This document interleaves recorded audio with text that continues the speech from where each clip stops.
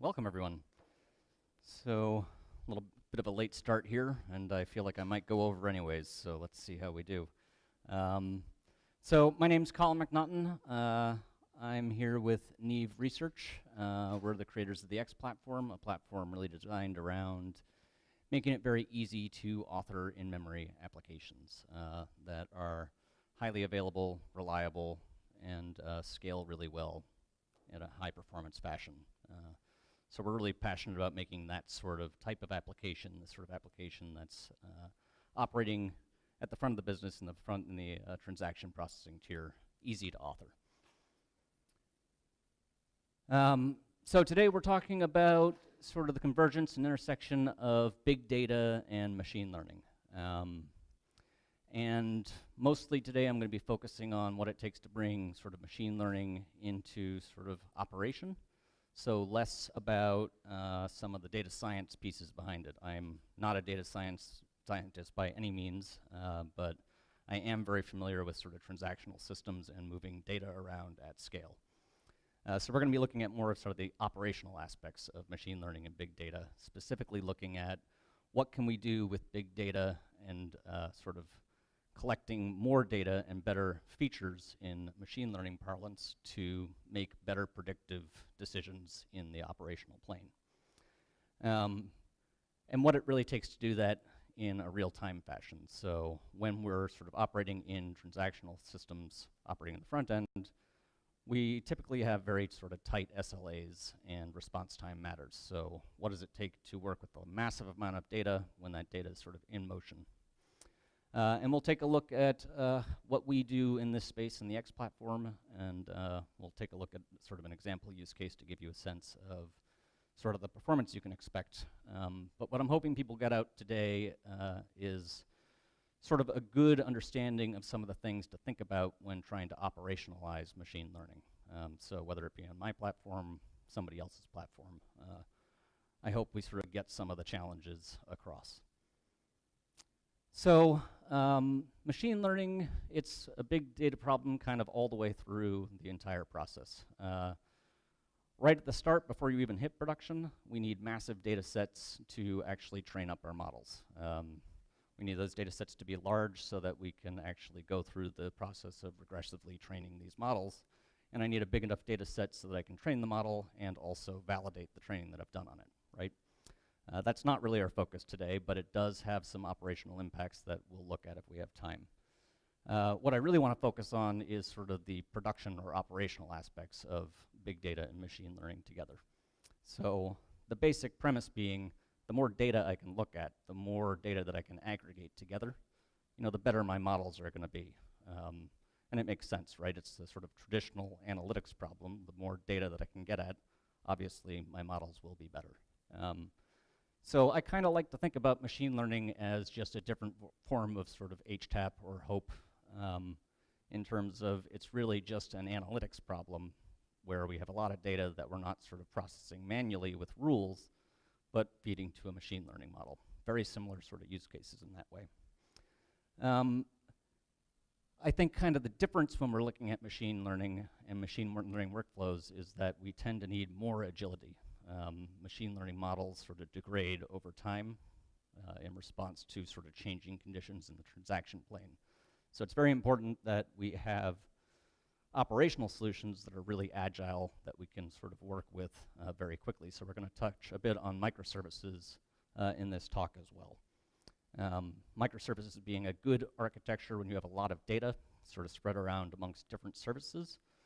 All that data is great to be mined for sort of operational intelligence, but how do we kind of operationalize that so that we can kind of collect this data fast enough to satisfy our SLAs?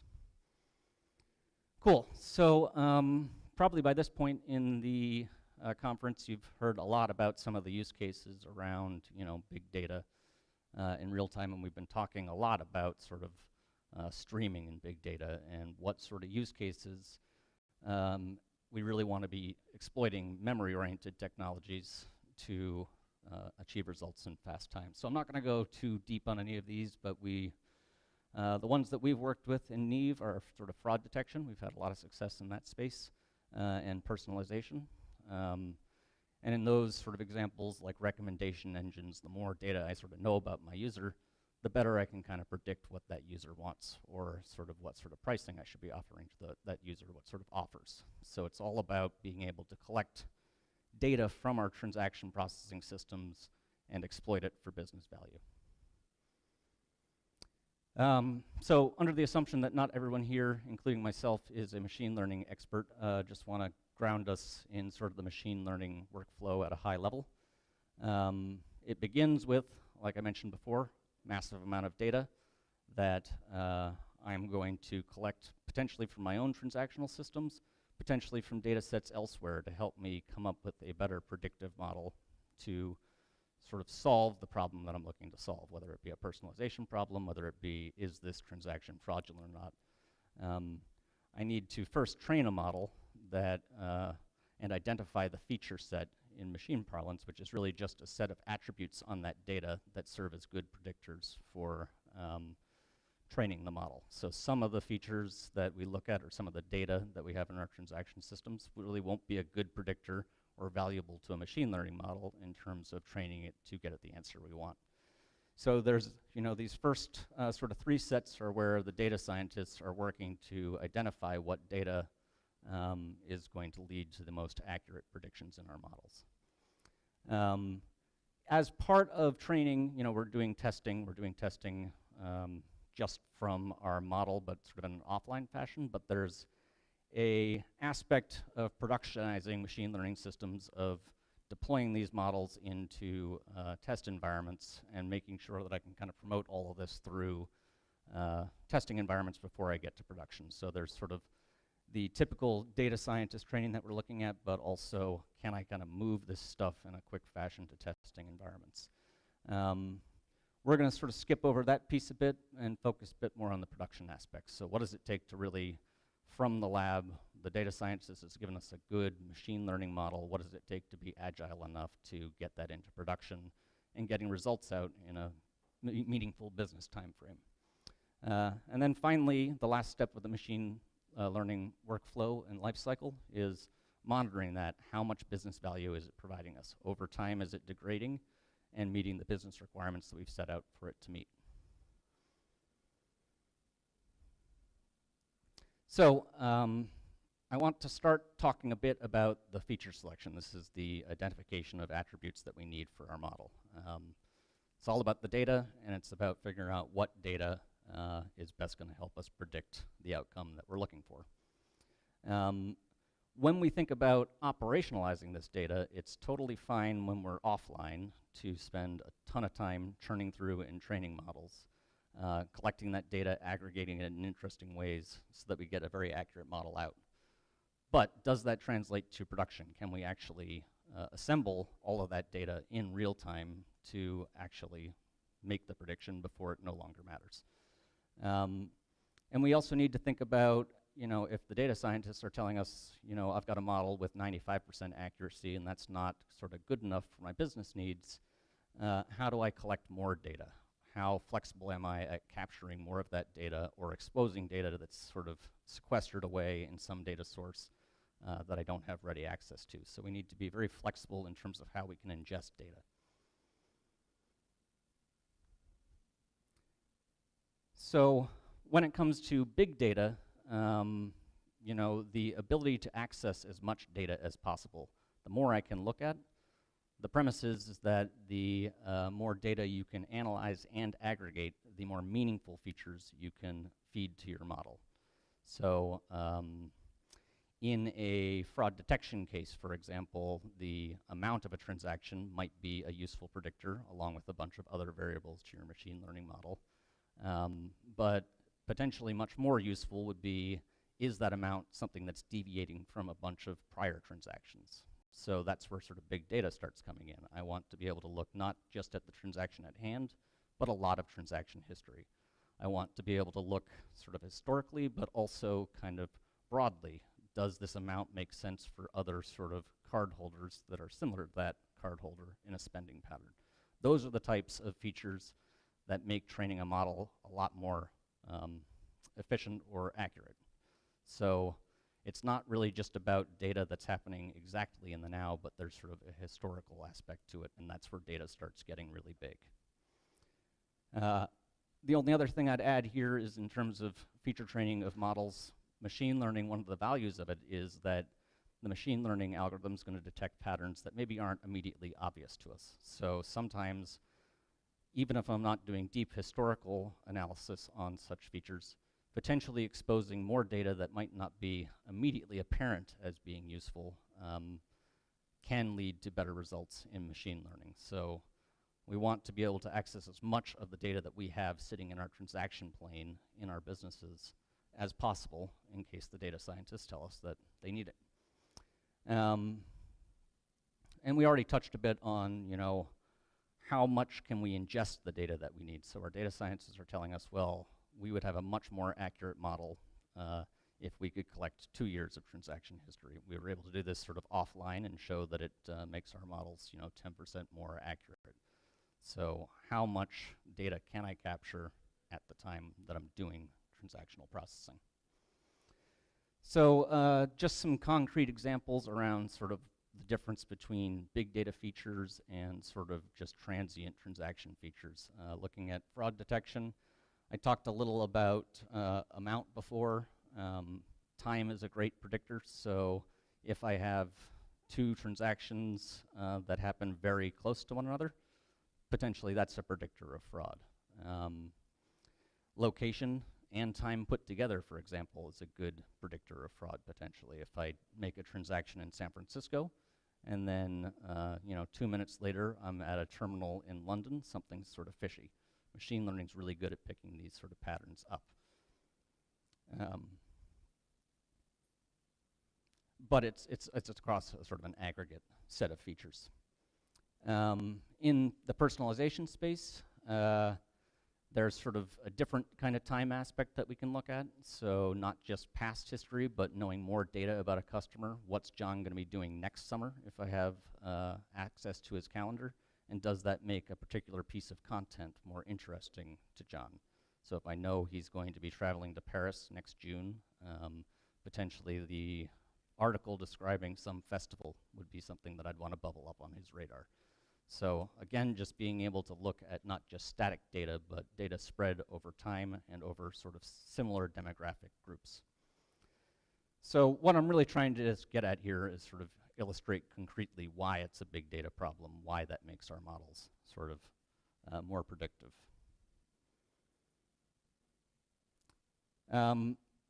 So it's not very unlike the traditional based, rule-based, or hard-coded rule sets that we do on large sets of data that have been sort of the focus of an HTAP or HOPE architecture in the past. It's just a matter of how we're sort of taking those inputs that we're collecting and how we're sort of solving the problem.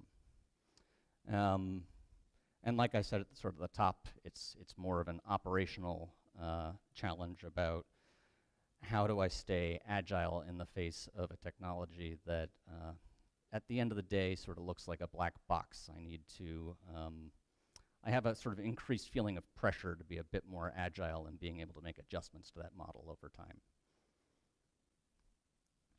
So what do we need to take machine learning to production?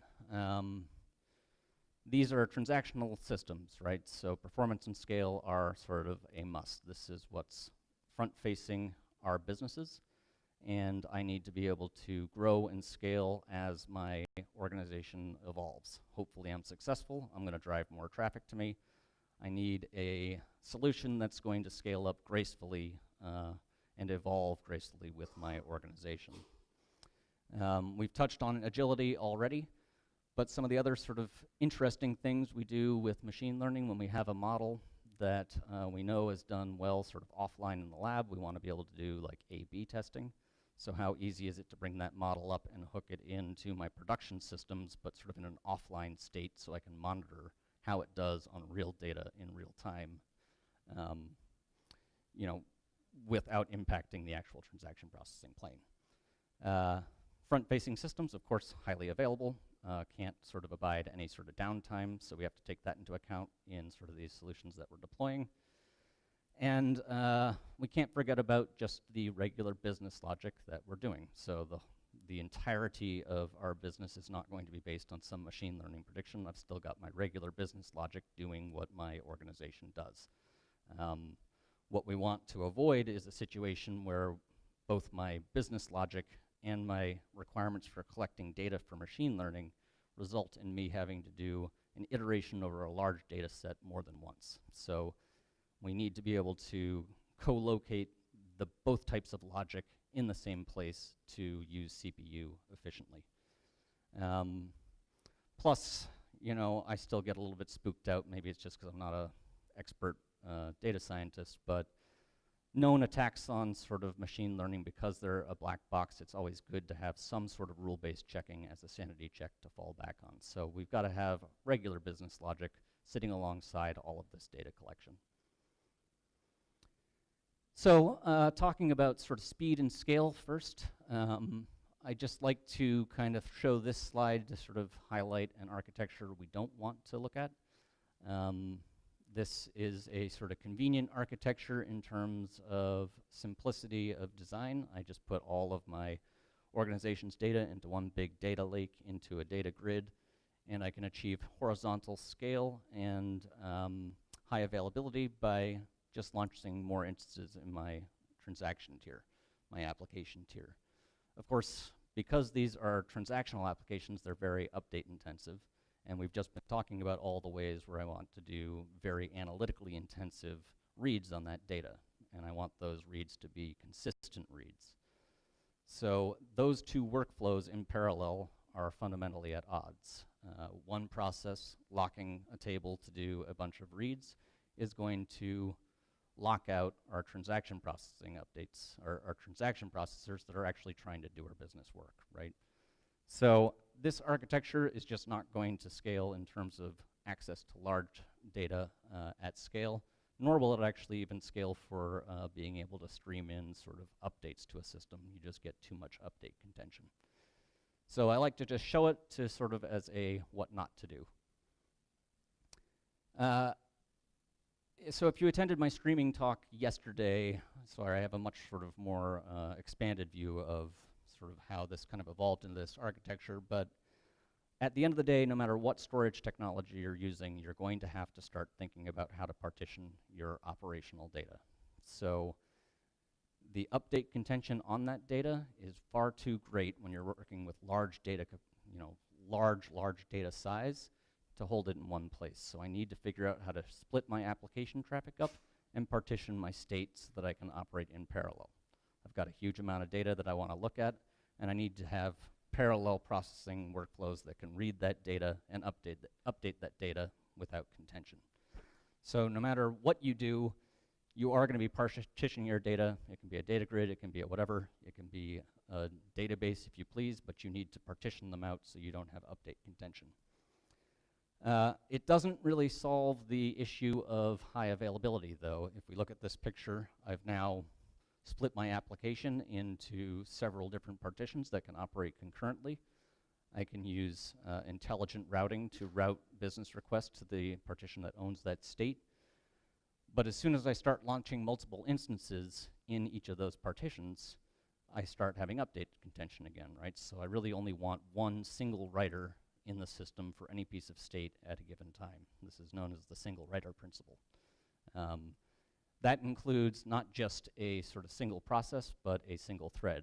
I could put 1,000 threads in here updating that data store, but they're all going to be contending with one another. Maybe I don't need a database transaction to do it, but I'm going to still be synchronized. I'm not using my CPU efficiently. So with only a single writing instance, how do I achieve high well, actually, I'm not even going to go there first. I'm going to say the other sort of data bottleneck that we have to worry about is if my data is far from my application logic, how rapidly can I update that data? For every transaction that I do in the front end, I need to now store that data in a separate process, whether that be an in-memory database or not, but I still have a synchronous round trip over the wire before I can call that transaction persistent. If I start doing that sort of synchronous talk, I've fundamentally capped the rate of messages that I can process or requests that I can process at a given time. If it takes me a millisecond to do it, I can only do 1,000 requests per second. That doesn't really help me with my scalability problem very much, because if I can only do 1,000 per second per tier, I have to scale extremely wide. That's not very good for the bottom line in terms of cost. That's a lot of EC2 instances I now have to launch and pay for. So the first thing that we need to look for in these solutions is to start co-locating function and data. I gotta get rid of that data latency, the data update latency. So you'll see this, and I've been seeing it a lot this time at In-Memory Computing Summit, starting to talk about co-located logic and data. This overcomes the von Neumann bottleneck, which basically says the farther away your application logic is from your data, the slower your processing is going to be. So this is good. Now we have the fastest possible data access that we can achieve. Our data is now co-located in process. I need to look at a lot of that data, and it's really great that it's in RAM. I can iterate through a ton of records just because it's held there in RAM for me. Update, it's just a write to memory. So I got a little off track before, but now I'm going to talk about HA. So it's still a single process, and in terms of handling high availability, if one of those instances goes down and it holds a chunk of my application state, I'm in trouble. I can no longer access that state, and I can no longer actually exploit that state for the machine learning problem that I'm trying to solve. So we also need to make sure that our data is co-located, but not just co-located, replicated as well. So for each one of these instances, we need to have some sort of backup instance that's ready to take over in the event that we fail. So any sort of storage solution that you're looking at, you want co-location, and you want a single writing instance with a backup ready to take over. That's going to give you your fastest access to data. Faster the access to data you have, the more data you can access for machine learning. Now, as we've been talking a bit about sort of some of the agility demands that are required for deploying machine learning to production. So one thing you could do is let me just sort of back up there. So looking at this past architecture that we've looked at here, we've now sort of partitioned and made our state private to each application partition. An architecture that really helps you in that sort of capacity or is sympathetic to that is a microservices architecture, which already has as one of its main tenets the idea of keeping state private to a single process, a single writer. So the single writer principle and microservices are very well aligned. But microservices in the context that I'm talking about today also give you the ability to sort of agilely add more state and access more state as your machine learning requirements sort of evolve over time. So if you're sort of thinking about taking an architecture where you're beginning to pull data out of a data store and co-locating it, microservices is a great way to sort of start evolving your solution to do that. You can sort of bring that data out, load it into memory, put it behind a messaging fabric, and access it. So microservices give you a way to keep access to data, very fast, as long as you're using in-memory storage technology that's co-located with your data, and gives you the ability to, in a more agile fashion, deploy sort of new data collection techniques. So if I need new data, my data scientists are telling me, we should really be capturing data about a user's sort of past interest in catalogs. I could have a service that just sort of tracks users' catalog interests. When it comes to machine learning, this gives us the ability to start building up pipelines of processing where I have many microservices that are partitioned across sort of a dimension of that state. And I can push out to each of those microservices, collecting feature data as I go. So the general flow in a sort of distributed architecture like this is to start picking up feature data from the various services that own it. And I can do that in a sort of massively parallel fashion, also orchestrating it in sort of a pipeline flow like we've shown here, ultimately resulting in us having a full set of the features that our machine learning algorithm that our data scientists work so hard on fully filled in, and I can send it out to a service that's hosting some sort of machine learning. Microservices are a good choice for this type of architecture because they scale very granularly to each type of service. Potentially one service has much higher memory requirements but lower processing requirements.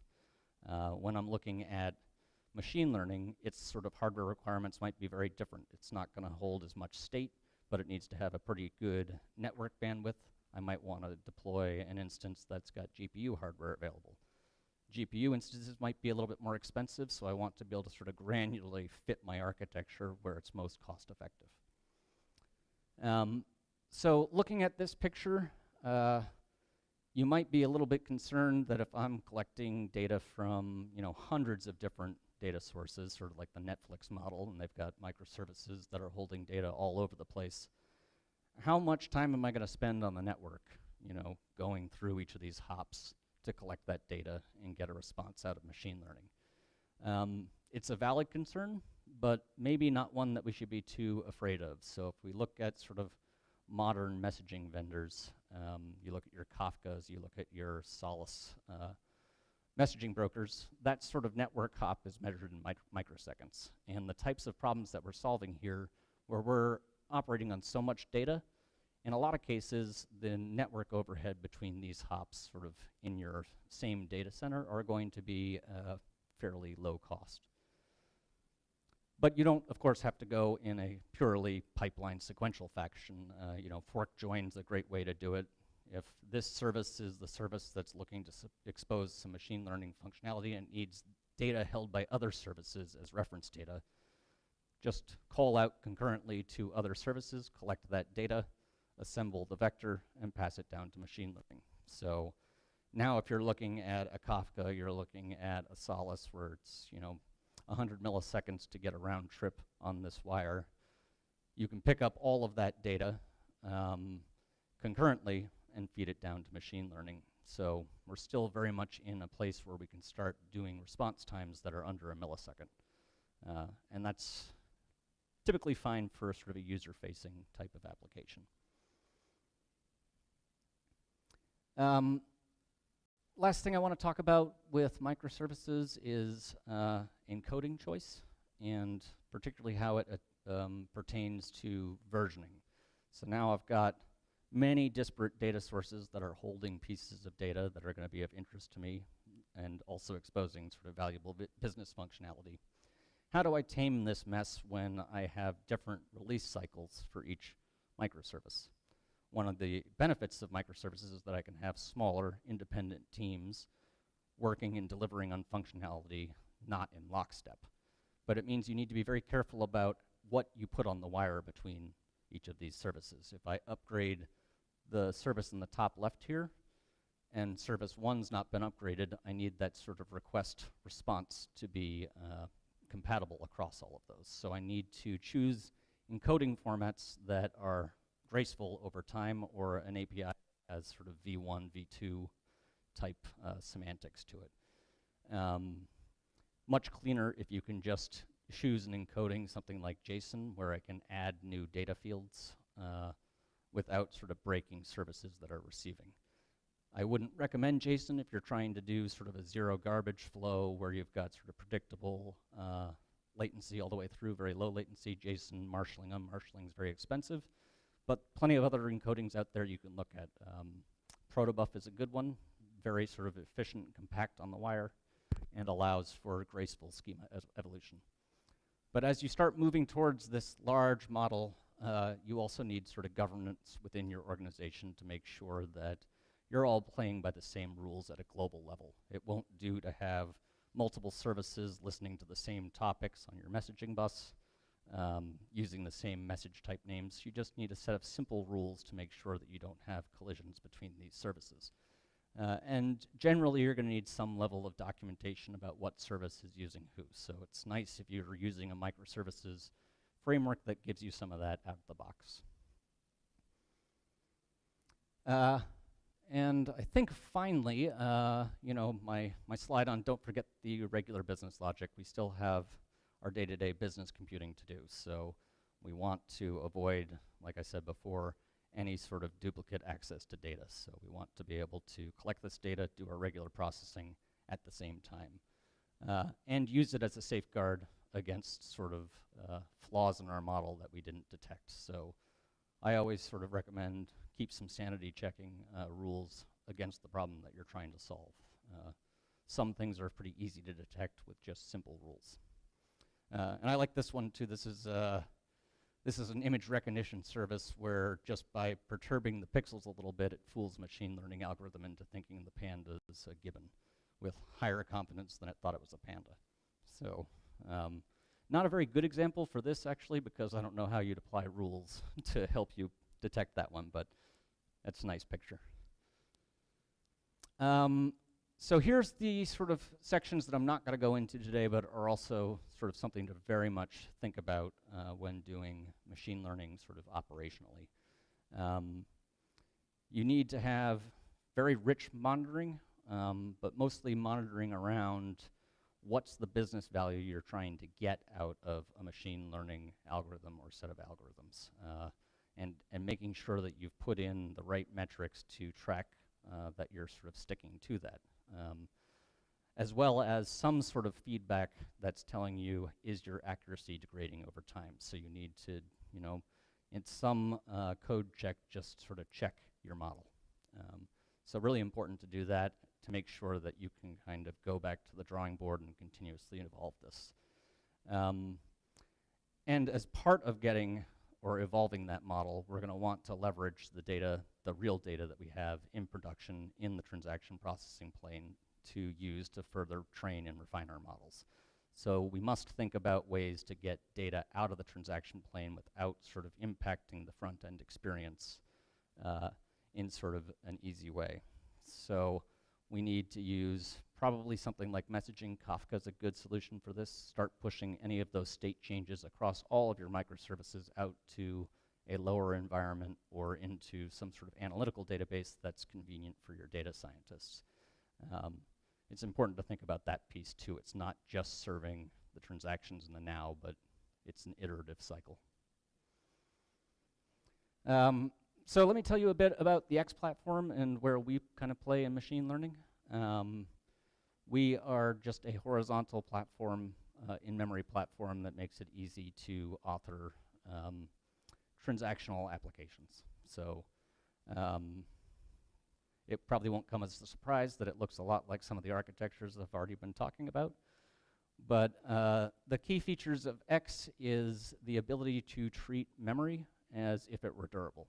So we give you a programming model in which, working with plain old Java objects, you can, in your event handlers, update them and operate under the assumption, sort of with no intervention of on your own, that any changes you make to those objects are going to persist across failures. The other really key piece to how X functions is that we handle the messaging aspects of your application. So we have a messaging abstraction layer that allows you to swap out and plug in different messaging providers. So same application can run on Kafka or on JMS or whatever. But the important thing for here is that what we effectively do with messaging is upgrade a guaranteed messaging paradigm that's an at least once to an exactly once guarantee. So when you send an outbound message, the results of a lookup, say for some of that feature data, your application can assume that it's going to get back to the requester in an exactly once fashion. So part of what our mission statement is to make doing the process of receiving a message, updating state, sending outbound messages, something that's infrastructure free from an application logic point of view. We're trying to make it very simple for developers to focus on domain logic written in pure Java. To make that happen, we handle many of the messaging aspects of your application and give you modeling tools that allow you to model messages and state which the platform generates for you at runtime. So these are generated objects with flexible sort of under the covers encoding to do very sort of efficient wiring coding, all that stuff I was talking about schema evolvable message models and state models. So by virtue of us generating those objects, we're able to plug into your application. We know whatever you're changing in state, and our mechanism for ensuring or giving that illusion of memory as being durable is by replicating to a backup instance. So this is that sort of piece that we talked about before, where you want to use intelligent routing to route requests to the correct partition, but also need to make sure that you have a backup instance in case that primary partition fails. The sort of unique thing about the X platform is that the replication to the backup instance is asynchronous in nature. So what that means is that if you're processing an ordered stream of data or requests, you don't have to wait for an acknowledgement to come back before moving on to the next request. That's really important for being able to do very low latency and high throughput flows. And these low latency and high throughput flows are exactly what we're dealing with in a machine learning case, where we've got a bunch of requests coming into our transactional front end, and we're now trying to make massive amounts of requests for data, feature data, to feed into our machine learning models. If you don't sort of effectively stream without blocking, you're not using CPUs as efficiently, and if you're not using CPUs efficiently, your sort of infrastructure cost goes up. You're going to have to scale wider. So,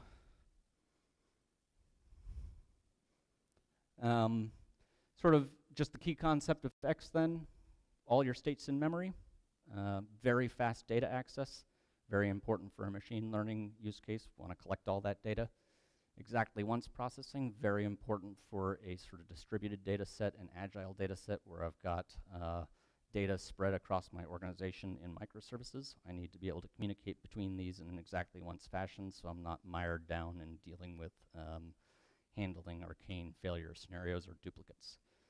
The message and data modeling piece gives us a well-defined way of making sure that you're evolving messages, the form of communicating between these services, an evolvable set of artifacts so that I can change services as needs be, particularly for a machine learning use case when I may be adding sort of additional features fairly frequently because I know they're going to improve my model. So if I add it to my state, it's likely that I'm going to be adding something corresponding, a corresponding piece of data to the messages that I'm using to collect all of that data to feed to ML.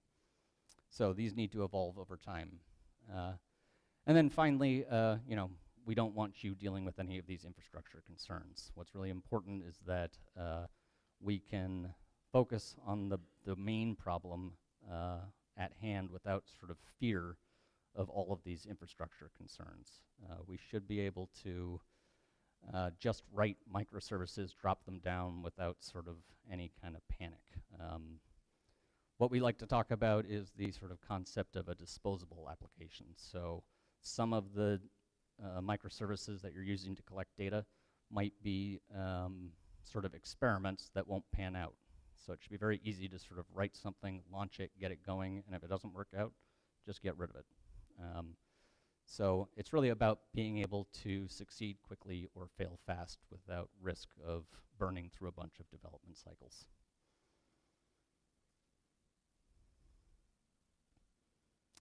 So this picture will probably look a little bit familiar to what we talked about just in the sort of generic piece.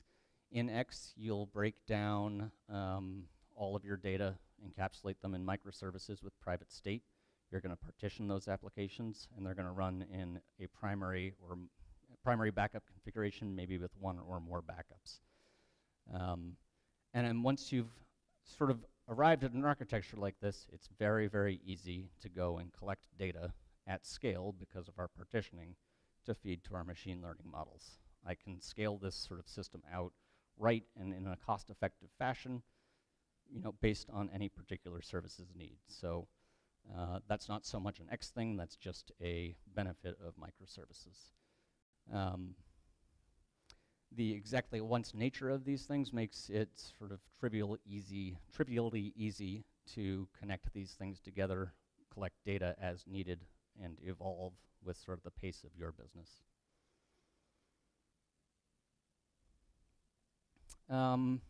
This slide kind of shows a little bit more about our HA flow. I don't want to talk about it very much, other than to mention some of the features we have around change data capture.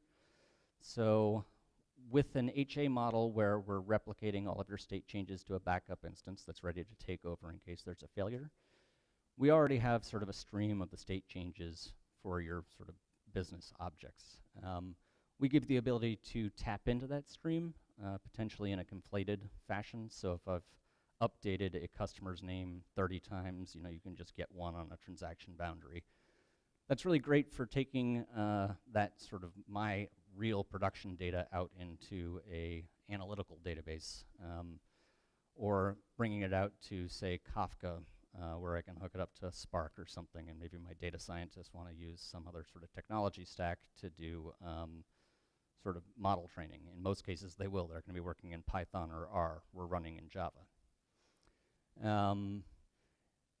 Another one that you can do is remote data center replication. I just wanted to mention it in passing because the sort of HA story extends beyond the data center. We need to survive data center failures. But that one also captures your state, sends it to a remote location over messaging. So you can plug Kafka in there if you like as well. And then finally, I didn't mention it before, but we are journaling those state changes to disk for recovery. So another sort of third way to get data out of the system is to just copy that transaction log out. You can do sort of SQL type queries on it, and that can be sort of convenient for data science folks as well.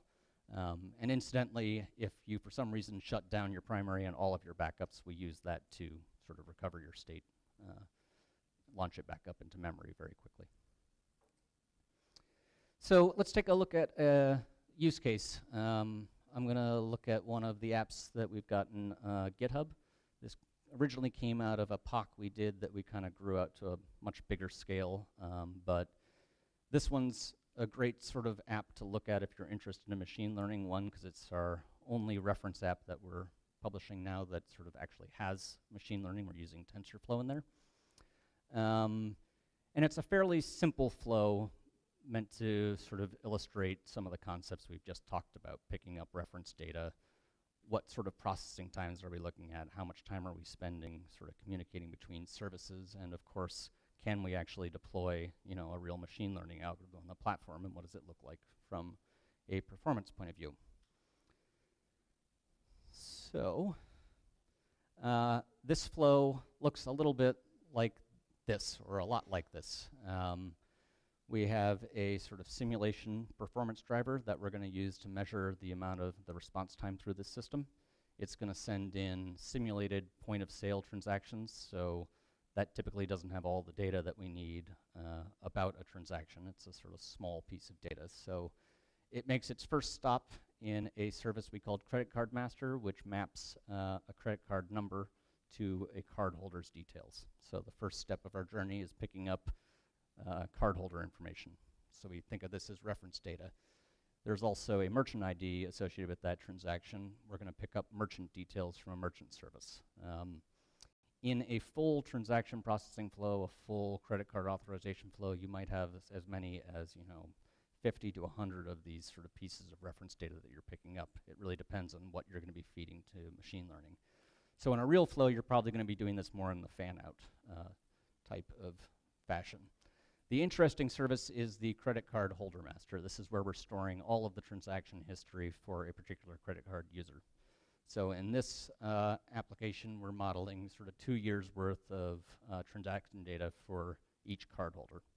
When a request comes in, we want to iterate over all of that history sort of on the fly, doing our own sort of business level checks and also picking up data and normalizing that data for our machine learning model to pass down to the fraud analyzer service, which is stateless, but is hosting TensorFlow using the Java API around it. Each one of these sort of scales by a different metric. The credit card master, it's a pretty small service. It only has just a few fields around mapping, your home address, your name, associating it to a card. Same thing with Merchant Master. These things are fairly small, but it's a bit more data. So we get to sort of scale these as appropriate for the amount of data that they're holding and how much processing we're doing. But it's pretty light processing they do. The big one is the cardholder master, where for every transaction that comes in, we're having to iterate through and pull all that data out and vectorize it to send off to TensorFlow for machine learning. So it's a good sort of example of how you can kind of scale out as needed in a microservices environment. For this example, we just chose 2 partitions for each of them, kind of at random. So let's take a look at sort of the performance of this flow. We ran this in our lab on 3 server machines. So we loaded up 50,000 credit cards per instance. So we had two instances of each service, so 100,000 credit cards, and about 17.5 million transactions in each instance. And for our merchants reference data, we did 100,000 merchants per shard, so just double all those numbers. And the end-to-end authorization time comes out to 1.2 milliseconds. So pretty good. We've got 8 network hops in that flow. And it sort of illustrates that we shouldn't be kind of afraid to think about scaling this stuff out over a network. I think there's a perception that the network's going to kill you. What kills you on the network is synchronous network calls, not streaming network calls. This is our sort of management and monitoring dashboard. It allows you to kind of look at your stats and compose dashboards together. For this application, we just sort of tracked processing times for each of the requests going through the flow. So we can see card master, where we're looking up the card holder details and the merchant details. Those are pretty trivial services. We can operate those at very high throughputs because we're barely doing any processing. The iteration through all of our transaction data, a lot more expensive. And same with the fraud lookup through TensorFlow. It's around 100 microseconds for that model. That model's got I think 3 levels in terms of the machine learning. So it's not GPU accelerated, though potentially that could come down. But the point is by holding all that data in memory, you can see that we can actually collect a lot of it very quickly and in sort of real time or real enough time for a fraud detection check. Okay. Same stuff without pictures. So same thing. I think that's about it, but check this out in GitHub. Pretty easy to look at. You can run it in your IDE. So if you just want to see TensorFlow running, you can just launch it up. Very easy to launch if you're an Eclipse user. Just run the unit test that's in that sort of fraud analysis app. And if you want, if you've got sort of 3 machines kicking around and you want to sort of deploy it out, you can do that as well. Otherwise, reach out to us. We'd be happy to sort of talk to you about sort of what you're doing with machine learning or analytical transaction processing in general. I didn't go over. All right. So any questions?